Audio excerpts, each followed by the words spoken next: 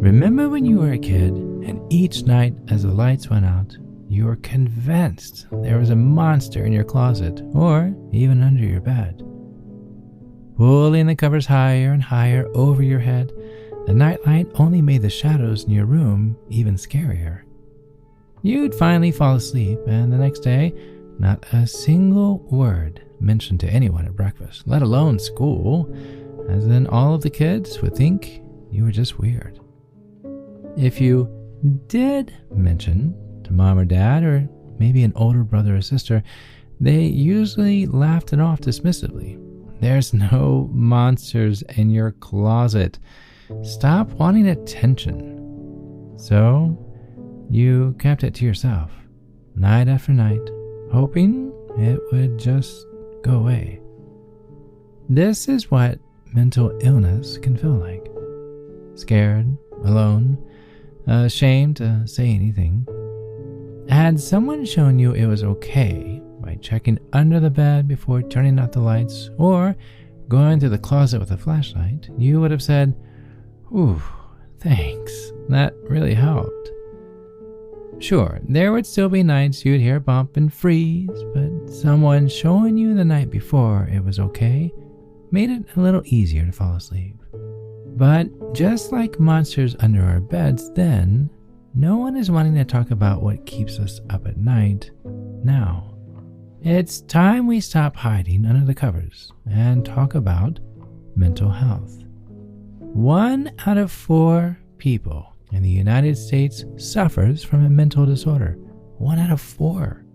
Tonight around the dinner table, or next time you hop into an Uber, one of you is more than likely struggling with something that you or they can't just wish away.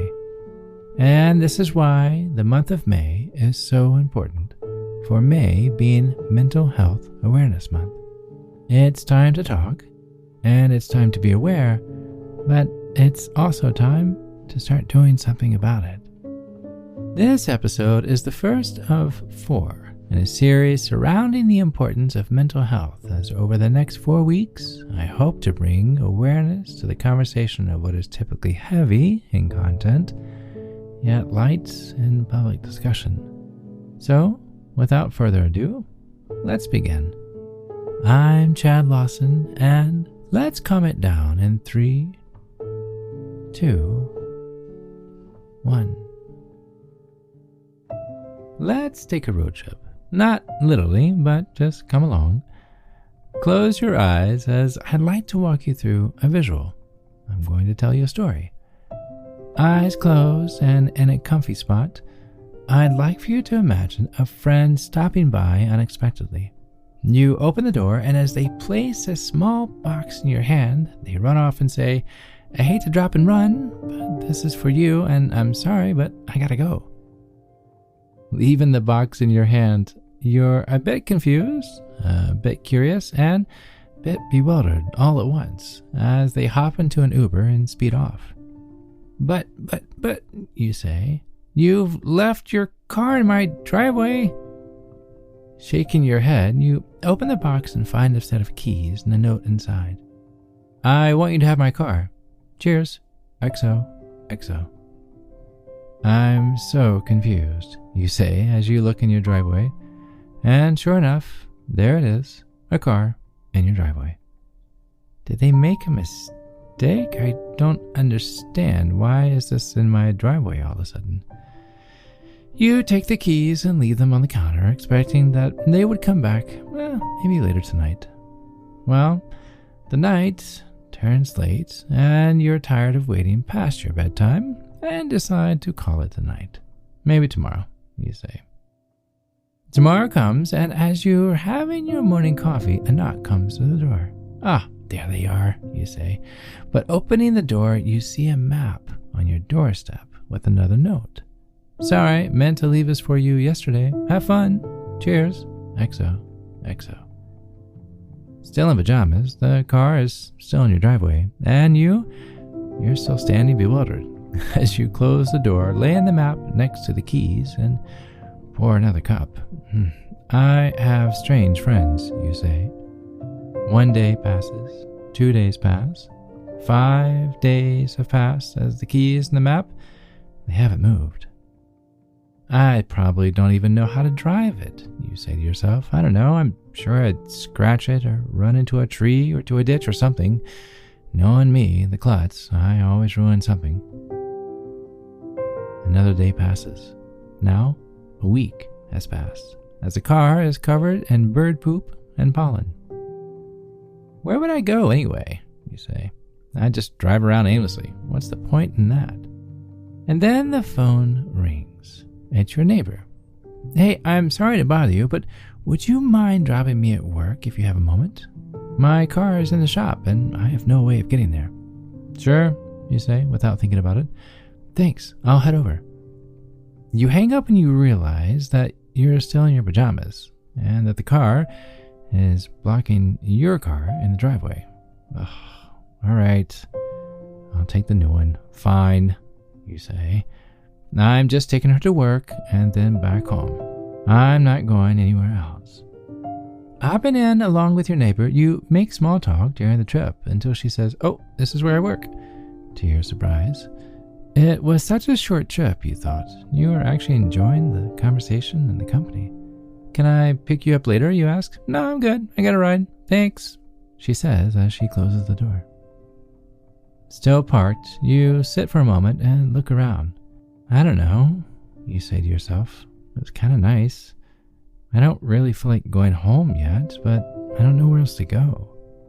You decide to stop by the library, as it's been ages since you volunteered there, much less stepped into the place. Walking in, you notice a post asking for part-time help.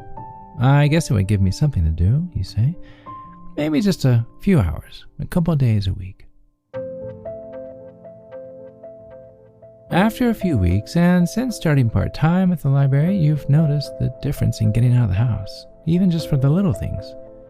The neighbor joins you for a walk twice a week.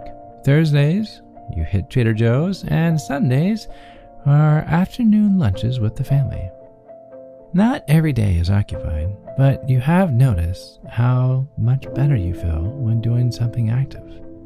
Be it yard work or letting the kid slide by with his books being a few extra days overdue. You've created a routine, as you have found sitting idle is an open door for the negative thoughts to plant root and grow in your mind. You don't always feel like restocking the books after another group of second graders come visit the library, but it's fun to hear them laugh, and it's a change of scenery at the end of a long day. Now, Chad, I'm so confused. I thought this episode was about depression, like how to deal with feeling sad, how to get past not getting out of bed, how life will never be the same. Depression. And you're right. So let's revisit our story, along with a few tips on how to work through the bounce of depression. Here we go. Remember the friend dropping the keys to a car and running off?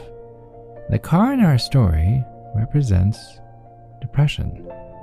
Depression may be something you never asked for, never wanted in the first place, but it's in your driveway. And while you can roll your eyes at it being there, along with the keys on the counter all you want, each morning as you look out the window, it's still there. It's the elephant in the room, or, in this case, the car in the driveway, so to speak. Depression isn't your fault. I'm going to say that again.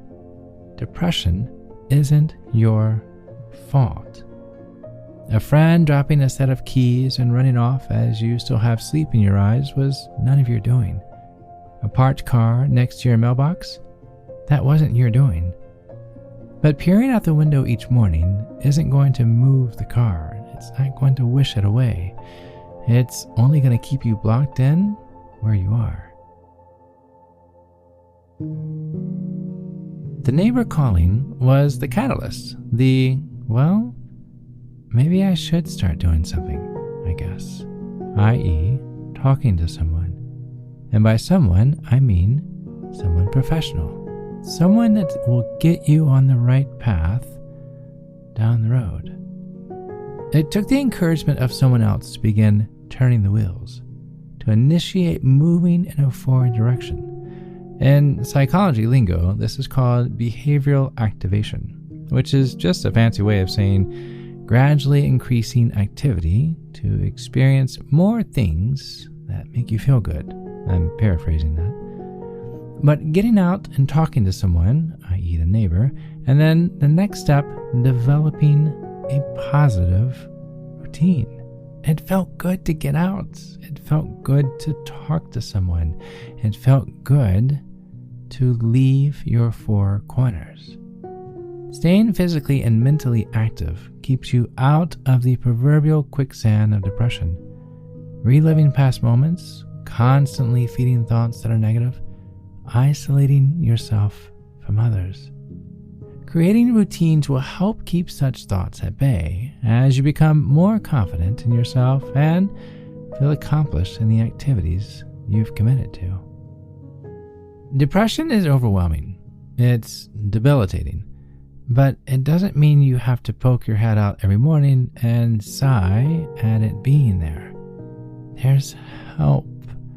Proven scientific and medical help to hand you the keys in steering your life in the direction you've wanted to go for so long. I know a cutesy story about a friend dropping the keys to her car will not be the instant fix. I get that. I understand. And that suddenly the dark clouds are just going to roll away. That's not how it works. But my hope is for you to realize, my hope is for you to know that depression, it isn't you. Depression is an illness, just like asthma or diabetes, but it's not your identity. There's help for people struggling with asthma and for people with diabetes just as much as there's help for people with depression. This is an illness, but there is help. So please take the time to visit calmitdownpodcast.com. Scroll to the bottom as you will find numerous professional resources waiting to hand you the keys to living without depression.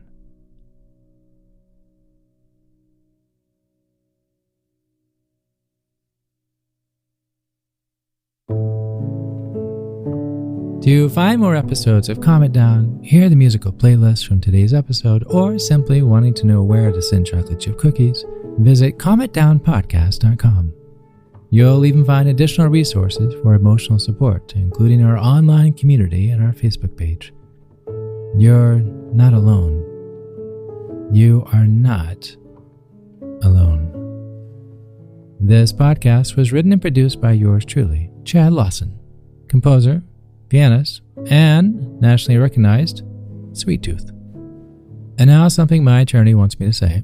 The views, expressions, and techniques in this episode are of my personal opinion and is not intended to, nor should they serve as a substitute for medical advice or diagnosis rendered to you by your individual doctor or other healthcare provider. Only a licensed physician should evaluate your situation, provide a diagnosis, or render other medical advice to you, and you should only act upon the advice of such physician. Now, what I like to say. I am an extreme empath by nature, but my profession is that of a composer and pianist, not a licensed therapist or physician. I hear from thousands of listeners how my music has helped them through various stages of emotional needs, and I simply want to offer this and future podcasts in aiding those needs. To find a list of licensed professionals in your area, please visit calmitdownpodcast.com. And finally, if you've enjoyed today's episode, please leave a review.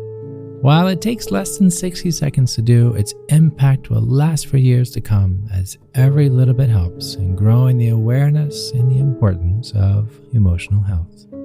I'm Chad Lawson, and until next time, be kind to your mind, and join me next week as we calm it down.